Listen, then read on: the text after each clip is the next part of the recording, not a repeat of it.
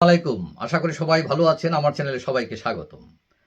গত 5 আগস্ট শেখ হাসিনা অনেকটা পালিয়ে চলে যান ভারতে এবং তার সরকারের পতনের পর অন্তর্বর্তীকালীন যে সরকার প্রতিষ্ঠিত হয়েছে তার সাথে ছাত্ররাও আছেন। তারা বিভিন্ন ধরনের স্বপ্ন দেখাচ্ছেন আমাদের। তারা বলছেন সংস্কার করবেন এবং বিরোধী দল যারা তারাও বলছে সহযোগিতা করবে, তারাও সংস্কারের কথা বলছে। কিন্তু আল্টিমেটলি আমরা কি পাবো, এই জাতি কি পাবে, রাষ্ট্র কি পাবে, আমরা ঠিক জানি না। আমরা ছোটবেলায় দেখছি, আমরা মফস্বলের লোক। আমাদের শহরে একজন লোক ছিলেন অক্ষয় মিনিস্টার। সবাই বলতো অক্ষয় মিনিস্টারের বাড়ি, এবং ওই বাড়িটা একটা টিনের ছিল। সেই টিনের বাড়ি এখনো আছে, অক্ষয় মিনিস্টারের সন্তান তার নাতিপুতিরা আছে। এবং ওই অক্ষয় মিনাসকে আমি দেখতাম যে রিকশায় চড়ে চড়ে তিনি শহর ঘুরতেন। তো এখন একজন মন্ত্রী, তিনি রিকশায় চড়ে চড়ে ঘুরতেন। তাদের জীবনযাত্রা ছিল সেরকম। কিন্তু এখন মানুষের জীবনযাত্রার মান বেড়েছে, এটা ঠিক। কিন্তু বেশিরভাগ মানুষের আয়ের সাথে ব্যয়ের কোনো সঙ্গতি নাই। দেখা গেল একটা লোক, সে বেতন পায় 40,000 টাকা, বাড়ি ভাড়া দেয় 60,000 টাকা, সিগারেট খায় 30,000 টাকার। তার মানে ওই টাকাগুলো কোথায় পায় সে? এটা তো গেল সাধারণ একটা কথা। আর যারা রাজনীতি করেন, যারা বড় বড় পদে আছেন, চেয়ারম্যান, মেম্বার, এমপি, তাদের টাকার হিসাব এটা নিতে গেলে আরো মানুষ লাগবে কয়েকজন। এখন কথা হলো, আমাদের দেশের রাজনীতি এমন একটা পর্যায়ে গেছে যে ভালো মানুষের রাজনীতি করার আর সুযোগই নাই। কারণ আপনি যে করবেন রাজনীতি, আপনি তো একটা জায়গায় থাকতে হবে। এখন দেখা গেল আপনি একটা নমিনেশন চাইলেন, নমিনেশনের জন্য টাকা খরচ করতে হয়। নির্বাচনের যে খরচ, দেখা যায় যে একটা ইউনিয়ন পরিষদের চেয়ারম্যান সেও কোটি টাকা খরচ করে ফেলে। এখন একটা ভালো মানুষ, তার তো এত টাকা থাকে না। যে সৎ মানুষ, তার টাকা থাকে না। এখন আমাদের দেশে এই দুর্বৃত্তদের কালো টাকার হাতে রাজনীতি চলে গেছে। যেমন আমি একটা এক্সাম্পল দিই, যে আমি ব্রিটেনের একজন কাউন্সিলর। আমি এই কাউন্সিল নির্বাচন করেছি। আমার কত টাকা খরচ হয়েছে জানেন? 6 পাউন্ড। 6 পাউন্ড মানে কত টাকা? 1,000 টাকা বাংলাদেশে। এখন এটা আপনি অবিশ্বাস করতে পারেন। এবং এই 6 পাউন্ড কিন্তু আমি খরচ না করলেও পারতাম। মানে এটা আমি পার্টিকে চাঁদা দিচ্ছি, এবং এই পার্টিকে চাঁদা দেওয়া বাধ্যতামূলক না। মানে এটা আমার ইচ্ছা। এখন আপনি বলতে পারেন যে তাইলে যে নির্বাচনের খরচটা কোথা থেকে আসলো? নির্বাচনের খরচ আসে কোত্থেকে? এখানে ওই যে পার্টির মেম্বাররা থাকে, তাকে ওই যে বললাম 6 পাউন্ড, এরকম সবাই মাসে মাসে একটা টাকা দেয়। 5 পাউন্ড, 10 পাউন্ড, 20 পাউন্ড, যে যত পারে দেয়।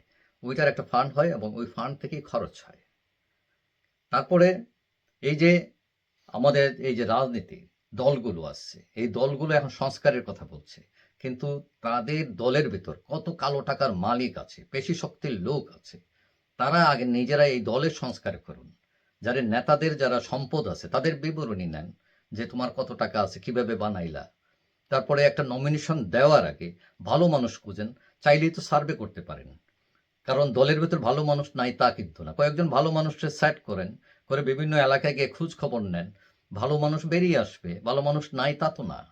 এখন কথা হচ্ছে, জাপা বলেন, বিএনপি বলেন, আওয়ামী লীগ বলেন, সবাই ব্যাপক দুর্নীতি করেছে দেশে। আঙ্গুল ফুলে কলা গাছ হয়ে গেছে অনেকেই। তো এখন এরকম প্রত্যেক দলে আপনার আশেপাশে দেখেন, হ্যাঁ, যে ছেলে রিক্সা ভাড়া ছিল না, যারা একটা সিঙ্গারা সমোসা খাওয়ার পয়সা ছিল না, তারা কোটি টাকার গাড়ি দৌড়ায় এখন। তো কিভাবে এগুলো করলো রাতারাতি? এখন কথা হচ্ছে, ভালো লোক যারা, তাদেরকে রাজনীতি যদি আপনারা না নেন, উৎসাহিত না করেন, তাহলে যতই ভালো কাজ করেন না কেন,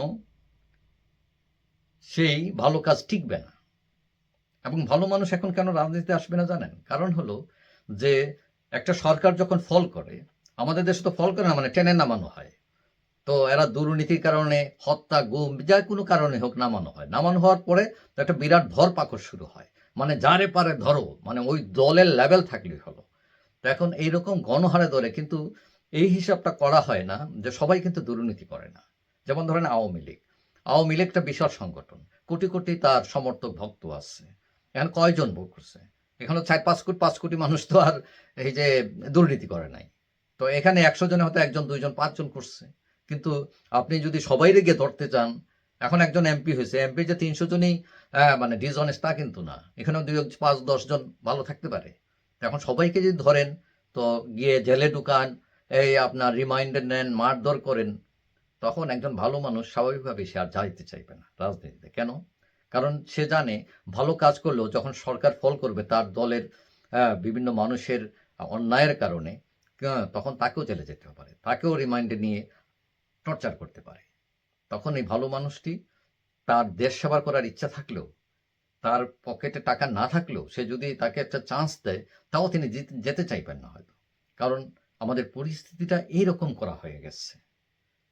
এখন কথা হচ্ছে যে তরুণদের এগিয়ে আসতে হবে, সৎ মানুষদের এগিয়ে আসতে হবে, এবং এই জায়গাটা স্পেসটা দিতে হবে পার্টির যারা লিড করতেছে এখন তাদেরকে। তারা বুঝতে হবে যে আগে টাকার চেয়ে সততার দামটা দিতে হবে, আদর্শের দামটা দিতে হবে। এখন যদি এটার মূল্য না দিতে পারেন আপনারা, তাহলে আপনাদের উন্নয়ন বড় বড় কথায় চূড়াবালিতে হারিয়ে যাবে, এগুলো ফাঁকা বুলি হিসেবে প্রমাণিত হবে। এতদিন সবাই দিচ্ছেন চুরের মার বড় গলা, বড় বড় দিচ্ছেন, আল্লাহর ওয়াস্তে এখন এগুলো সবাই বাদ দেন।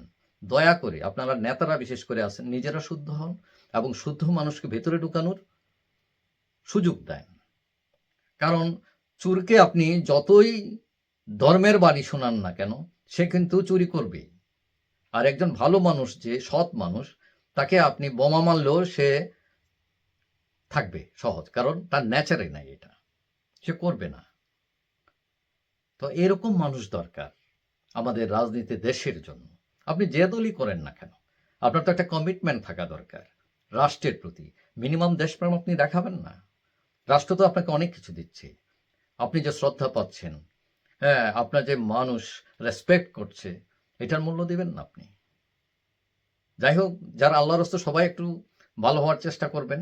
আমরা সবাই যাতে একটা নিজেকে আত্মশুদ্ধি করে আমরা যাতে শুদ্ধ হয়ে রাজনীতিতে আসতে পারি এবং সবাইকে আসার সুযোগ দেন যারা ভালো মানুষেরা, তাহলে দেশ উপকৃত হবে, জনগণ উপকৃত হবে। যাই হোক, সবাই ভালো থাকবেন। আশা করি দেখা হবে অন্য কোনো ভিডিওতে ইনশাল্লাহ। আল্লাহ হাফেজ।